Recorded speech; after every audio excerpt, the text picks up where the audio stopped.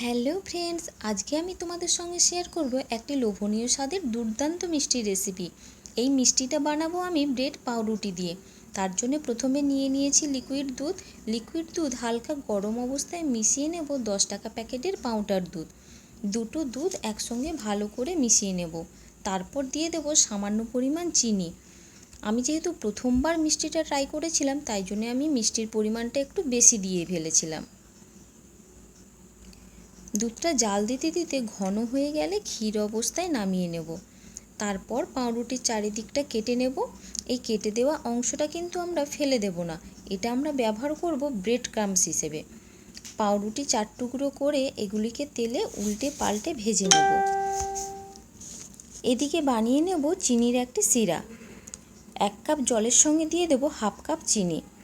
জলটা ফুটে উঠলে চিনির সিরাটা নামিয়ে নেব।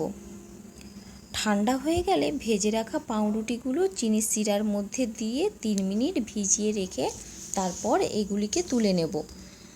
একটা পাউরুটির ওপর ক্ষীর দিয়ে সমান করে আরেকটি পাউরুটি চাপিয়ে দিলেই হয়ে যাবে এই দুর্দান্ত স্বাদের ব্রেড পাউরুটি মিষ্টি।